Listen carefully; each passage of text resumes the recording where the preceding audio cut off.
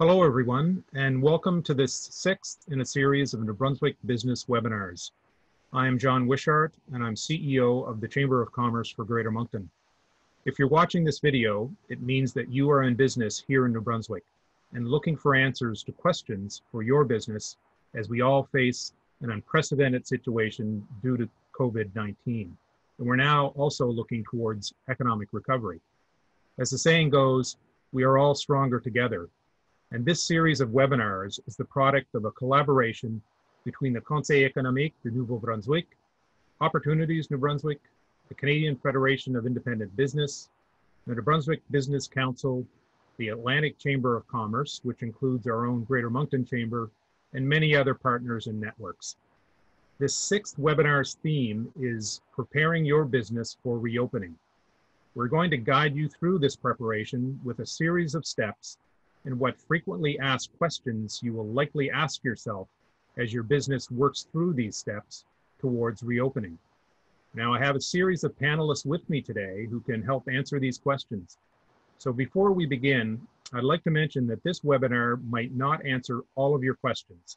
We know you have many, but there are lots of resources for you to refer to following this webinar, first of which is the GNB website for business, dedicated to the COVID-19 response and recovery, as well as the ONB page, as well as the various Chamber of Commerce pages.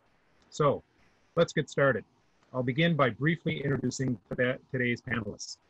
We have Andrew Easton from Public Safety, Dr. Jennifer Russell, the Chief Medical Officer of Health, Tim Peterson of WorkSafe NB, and Rochelle Bernard from Working NB. So let's get to the series of steps that we have that will help guide you through the reopening process. So the first step is to determine if your business is eligible for reopening. So what you should do off the start is refer to the latest COVID-19 mandatory order, which has been published by the province. And also, if you have any further questions, to contact the COVID-19 info line. And you'll see the toll-free number as well as an email line on the PowerPoint. So now let's go to Andrew with these first questions on public safety. So Andrew, to what conditions does the mandatory order and state of emergency direction apply? The province has never ever declared a provincial state of emergency before. States of emergency are only used in Canada when you need for the Crown, for the government to adopt certain powers which are normally outside its reach. So things like stopping up a road, to stop people from traveling, to tell people to stay home, to set price controls for if there was ever price gouging, to give authority to guidelines. And in particular, this case, the Chief Medical Officer of Health has a number of powers underneath the Public Health Act, but some of the measures that are required in order to manage a pandemic can only be adopted through the Emergency Measures Act. So when Dr. Russell issues a guideline in relation to how something should be done, or in regards to hand washing or physical distancing, all those things are given legal impact and legal import by the state of emergency and by issuing a mandatory order. It can cover essentially anything that the government thinks it needs to do reasonably in order to manage the risks. So it does not supersede fully other laws. It interacts with those other laws, but it gives legal impact to things like guidelines that normally would not be codified in laws. It does have penalties. It does have consequences for folks. It does have the impact of law. And in fact, we do have a compliance program. So Andrew, speaking of compliance, I think businesses would be interested in understanding what approach does enforcement take? Do you issue tickets, or are there charges or fees? All those things are possible, but like any other law, essentially laws are guidelines or guardrails that we expect the public or businesses to follow. Pretty much everybody stays on the road between those guardrails and figures out how that they're going to drive along the highway. But in this case, the guardrails that we see for managing successfully through the pandemic are, on one side, all the good public health measures we all have to take, and on the other side, enforcement for those that might choose not to. or might need clarity on laws and what the expectations of society are. At the end of the day, enforcement is there to enforce society's expectations as expressed through government. So the first thing that we do is make sure that people understand what it is that they're actually accountable to do. So if we see a group of 20 people standing in a parking lot, speaking, the focus is not to give them tickets, is to say, hey folks, how are you? Does everybody understand that being closer than 2 meters is probably not safe? We'd really like you to not do that anymore. Would you move along, please? Then from there, if somebody chooses to specifically continue to do things that they've been told not to do and they now have had an opportunity to understand, we might move to a more clear state of this is now direction. Our public safety peace officers are used as our police, and they'll issue a mandatory order, a compliance statement in writing, if necessary, to the individual. Say, we're telling you what you need to do, but also here's a piece of paper that says you're accountable to do it. If someone at that point continues to choose, egregiously violates the act, we could issue a ticket. We could also press charges before the court. So we did make it a ticketable offense. So 272.50 inclusive of fees, really gives an individual some compliance, perhaps not fully something that an individual business might not see a ticket of 272.50 to be that compelling. We can do it. We can also take it before court. And at the end of the day, it's a fine of up to $10,200 if we choose to take that route. That's pretty procedural, and it would be really something rare. We've given out, I think the last statistic I saw was 99 tickets as of last weekend, and something like 3,000 compliance actions that we've taken to make sure that people are doing the right things. Almost everybody's doing the right things. But as we open up society, we expect other people will need some clarity. We all have limited law resources, including law enforcement resources. We're asking businesses to make sure that they help their clients and that they inform themselves what the rules are, so we can all support each other in getting through the pandemic. Okay, thanks, Andrew. One of the final question, one of the big topics of conversation are border controls, I guess, especially with the tourism season coming up. Why does New Brunswick have border control?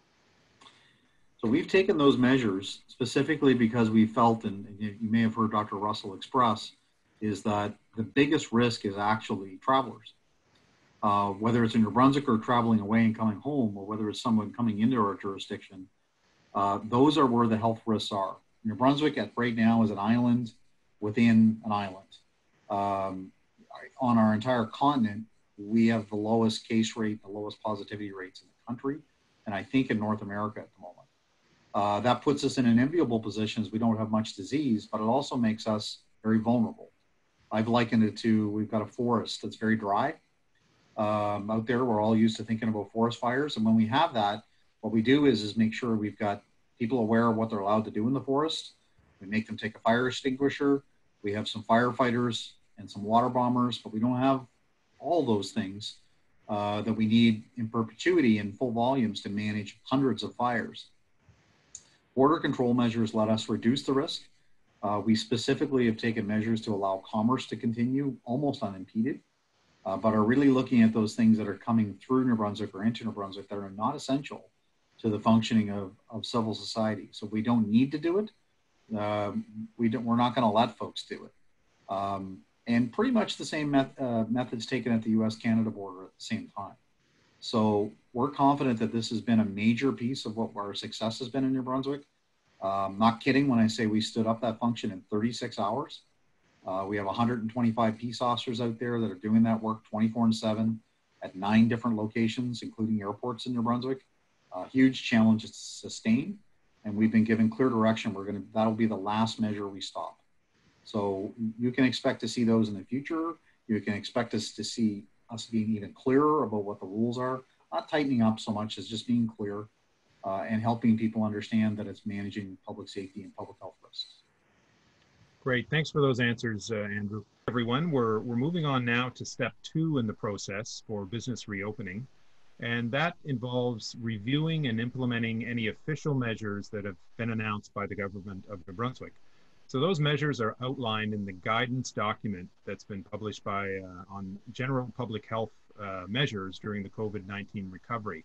And operators of businesses should understand that that includes things such as pre-screening tools, plans for physical distancing, and cleansing and disinfection procedures. So we have Dr. Jennifer Russell here to answer some questions related to those areas.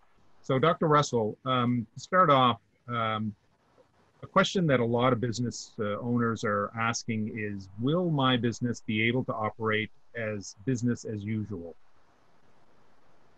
Well, businesses will be able to open according to GNB's phased reopening schedule, and this schedule, along with the public health measures that must continue, is based on evidence and informed decision-making that strives to keep our communities and loved ones healthy at a low risk of COVID-19.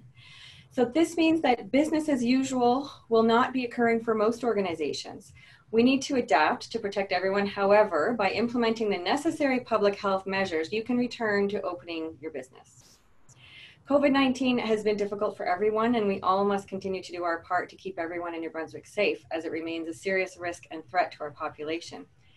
By immediately returning to business as usual, we would be acting against the best available evidence, and we would be putting the well-being of fellow New Brunswickers at risk. So we would potentially be undoing all of the great work and the sacrifice and effort that has been accomplished in New Brunswick to date. So while your business will likely to continue to be impacted by COVID-19 throughout the recovery period, please know that these restrictions and public health measures are truly needed to continue to keep our community safe, and that your cooperation is greatly appreciated. Great, thanks for that answer. The next question is really around how can we use phased reopening and this economic restart as an opportunity to create conditions within the province that better support small businesses and sectors that positively impact health. And we're thinking of things like maybe smaller farms that produce local and healthy foods. So COVID-19 has been a tragedy and an immense challenge, and this is not over yet. So even as we move into the recovery phase of COVID-19, the indirect impacts of COVID-19, for example, income or job loss, social isolation, etc., will remain for some time. However, we can work together to rebuild an even healthier, happier New Brunswick. This is possible, and we can do this, just as we have followed the best available public health evidence to flatten the curve of COVID-19. Some jurisdictions are embracing this restart opportunity as a chance to shift their concept of economics. For example, questions of food security and access to fresh produce, made all the more pressing and evident by COVID-19, is a call for critical reflection on the current food supply chain in New Brunswick. In this area, New Brunswick is fortunate to have a beautiful land rich with soil that is good for farming. So let us embrace our historic small farm culture once again to produce more of the healthier foods we need here at home in our rural backyards. So this work would see health as it has been defined and exemplified by COVID-19 as a state of well-being that is determined by social, economic, cultural, and technological contexts.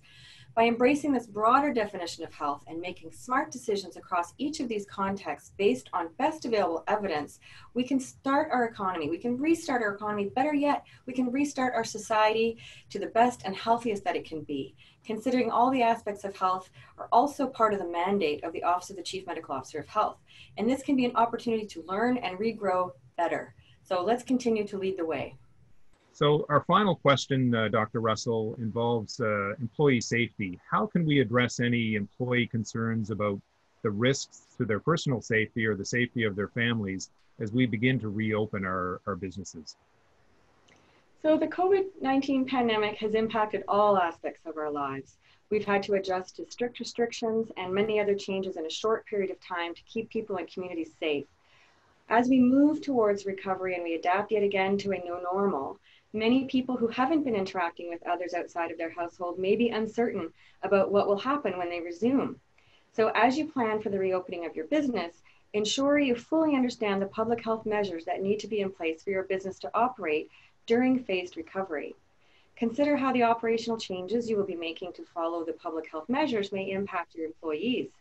Try to anticipate what concerns the employees may have, encourage them to share their questions and prepare to respond or address them immediately. During this challenging time, continue to focus on building strong working relationships by involving employees in the process, communicating regularly, clearly, and honestly, listening to employee concerns, responding quickly, providing additional training or support when needed, encouraging innovative ideas and collaboration, and demonstrating that employees and their contributions are valued.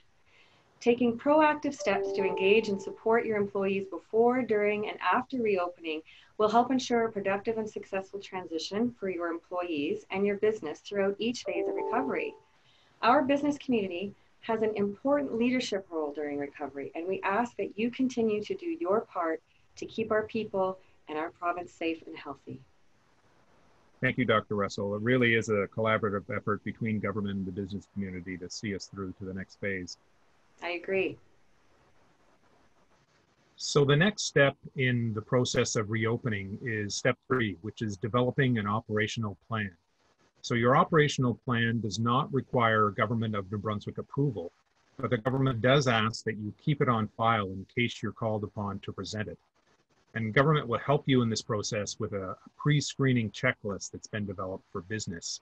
So we have with us today Tim Peterson of WorkSafe New Brunswick, who's going to answer a few questions related to the operational plans. So Tim, first off, the requirements for this plan are that both screening, which is sometimes referred as passive or self-screening, as well as active screening. What's the difference and when should each be used? Yeah, thank you very much. Really, the use of the two screening tools depends on whether you're able to maintain physical distancing of 2 meters. And effectively what happens is if you're regularly able to maintain that physical distancing, then you can adopt a passive screening approach. And the passive screening approach really requires you to answer for yourself a number of different screening questions. And those questions typically would be posted at the entrance to a building or a business. And you administrate that for yourself. Generally, there's no documentation of passive screening. And really it relies on the honesty of the individual that's screening themselves. There are instances when businesses could have individuals at the entrances of the facility explaining the passive screening process. So that can be very helpful. Active screening really differs in that there's an individual assigned by the workplace or the business to specifically ask the questions of anyone that's entering the facility. So they ask those screening questions and they document in a log the answers to those questions. And for workers who are on shift work, for example, those screening questions are repeated at regular shift intervals. The other thing with active screening is that it may involve taking temperature checks. So if you have availability of non-touch thermometers or other suitable devices for measuring temperature, then that would be a requirement as well. So, but at the end of the day, really, the thing you need to consider is, are you able to normally maintain that 2 meter distancing? And if not, you need to adopt active screening. Okay, great. The next question is one that I know we are getting often at the Chamber, and that is, what if my employees are uncomfortable under these circumstances returning to work? What should I do? Right. So I think that's also a question that we've been dealing with quite a bit at WorkSafe. Understandably, people are really concerned not only about putting themselves at risk, but putting potentially family members at risk. So I would say that the criticality of proper planning, communication, and execution of that plan cannot be understated in these circumstances. There are a number of things that as a business that you can do to help alleviate concerns for your employees. So a few of those things are the development of the operational plan, understanding your responsibilities under the Occupational Health and Safety Act, and really communicating and consulting with your health and safety representatives that are in the workplace, including your Joint Health and Safety Committee. You need to be providing good instruction and training on any of the new processes that you've developed relative to trying to mitigate exposures. And then if you have new staff, it becomes even more important. The additional orientation and training is critical. I can't understate the importance of also of proper supervision and ensuring that the supervisors in your workplace understand their responsibilities. That can really provide confidence to your staff in returning to work. Another consideration, I think, is possibility of working remotely is there, especially for any staff who may have vulnerable family members. I know that presents really heightened concerns for staff. So if you're able to if you're phasing in a return to work, then maybe consider letting those staff be sort of in the last phases of return to work. I think that if you're able to do that, really plan and clearly communicate, then that's going to provide reassurance to your employees. But at the end of the day, your employees do need to understand that they have the right to refuse work that they believe is unsafe, that they believe is putting them at risk. They do have the right to refuse that work. So everyone needs to understand that very important right. And we've received a number of those over the past few weeks. And what happens when we receive a right to refuse? We make sure that the individuals have gone through the proper process of notifying their supervisor and health and safety committee, and then we'll come in as a regulator and we'll do an investigation of the right to refuse. And we'll provide advice both to the employee and to the workplace to alleviate those concerns. Okay, Tim. Last question is another one that we're hearing often because this is new territory for everybody. How do I get started as a business owner operator in creating that COVID-19 operational plan? Yeah, we're getting that. We expect that that's going to be a very popular question for us over the next few weeks. And really the very first step, I think, is you need to go through the exercise of ensuring that your operation is in fact allowed to open. So there are a number of places that you can get that information through GNB. And then once you've determined that you in fact can open your operation, there's some really good guidance out there. There's a public health document called Guidance Document of General Public Health Measures during COVID-19 Recovery. And that gives you a guideline, a bit of a guideline for the plan. It tells you that, or provides an outline of how you should set up your plan and manage your daily operations, really in an effort to mitigate the risks. And that document speaks to things such as awareness, the issue of physical distancing, importance of cleaning and disinfecting, hand and respiratory hygiene, and then, as we talked about, any sort of pre-screening requirements, whether passive or active. It's important that businesses understand that they need to have a plan in place, and that plan needs to follow the requirements not only of public health, but also requirements under the Occupational Health and Safety Act. The plan itself is not something that'll be officially approved, as you mentioned, by either public health or WorkSafe. But either of those agencies may ask to see the plan during the course of their work. We at WorkSafe, we've developed a guide to assist employers, and we've developed actually an operational plan template.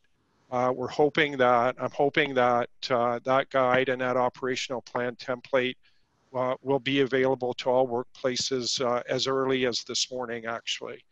Once we've finalized it, you'll be able to find that along with several other really good helpful resources at worksafenb.ca. So I guess in closing, I would just like to say that we at WorkSafe are really looking forward to helping all businesses safely return to our new normal. And thank you very much for the opportunity to contribute. Thanks for joining us, Tim. And yes, WorkSafe NB will definitely be an important player as we move forward. We're now talking about moving forward. We're now moving to the final step in the reopening process, which is really to stay informed and follow the latest guidance and directives. And the main government website, which is on the screen, is gnb.ca/coronavirus. And regularly, you should check for updates to the COVID-19 mandatory order as we move through these phases and additional businesses are permitted to open. To close our webinar, we have Rochelle Bernard from Working NB, and Working NB is going to play a major role in terms of assisting employers and employees as they reopen. So Rochelle, the first question for you is, are there services that Working NB can provide to employers during the state of emergency? Well, good morning. Thank you for having us here with you this morning. So yes, some of the questions that were being asked is actually what can we do to help businesses reopen? So Working NB regional offices are open for business, although the offices are closed to the public. We usually see either our businesses or future employees come into our building, but for now it's going to be by phone or by email. So, but we're here to answer all questions regarding your human resources challenges around recruitment, retention, and training. A temporary responsive virtual platform has been created. So the virtual platform has a new chat function. Staff are ready to answer your questions and point you in the right direction. Also, if you look at the bottom of the slide, you can go see our website, which is workingnb.ca, but you have to make sure that you're on Google Chrome to access that. Okay. Next question is related really to the first one. What's the state of services provided to employers who are already engaged with Working NB? So there's the recruitment part, which is a new tool that's been developed that will help with the recruitment process. The COVID-19 response job board. It's connecting job seekers and employers impacted by COVID-19. For the employers, they can post their jobs and job seekers can enter their interests. Employers do not need to contact Working NB to use this device. They can go again on our website and do it on their own. Okay. So next question, does the province have any support to help employers to maintain their employees during the state of emergency? So we're going to talk about the virtual job fairs. Mm-hmm. And a unique way to do it's going to be a unique way for a labor force that you need. So it'll allow employers to chat with potential candidates in a virtual environment. Events are promoted to allow a maximum participant and potential candidates. And the environment respects the health and safety protocol. So you can contact again your local Working NB office and speak to a workforce consultant. Okay. Last question, Rochelle, is when we do resume regular business, what are the Working NB supports that will be available to employers? There will be labor force training is one of them. So the new interim measures have been implemented to ensure a greater level of flexibility and support to employers impacted by COVID-19. Working NB will now cover up to 75% of the cost of training.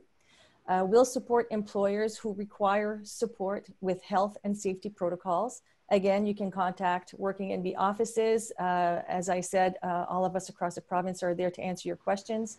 Again, the website is at the bottom of the page there. I keep repeating it because it's important to go on Google Chrome to make sure, because some people will go either on the regular Google or Internet Explorer and it won't work. You really have to go to Google Chrome to get to it. Great. Thanks, Rochelle. And I believe the Working NB website is a new website. So I visited it the other day. It's got some great resources there. It is. It is. Great. So I'd like to thank our expert panel today for all their answers to our questions. I'm sure that it will provide some solid advice to business operators as they begin to plan for the reopening of their businesses. And now I'd like to give a couple of minutes, some final comments to Dr. Russell, just to sum up and maybe a parting message to the business community as we begin to look forward to the reopening of our economy. Thank you. As I said during the answers to some of the questions, the economy is a really big part of what makes a society healthy. And so again, it's so important to do it in the right way with all the right information so that it's done safely and that people have encouragement to be innovative about how they see themselves moving forward in this new normal, in this new reality. Understanding that there are risks and there are anxieties around all of this work, but we're here to provide the framework around what needs to be done in a general sense and a broad sense, and those principles can be applied across the economy. So as long as you have the will and the desire to participate in the new normal, in this way of doing business, then I am sure that we will all succeed as a province. Thank you very much, Dr. Russell.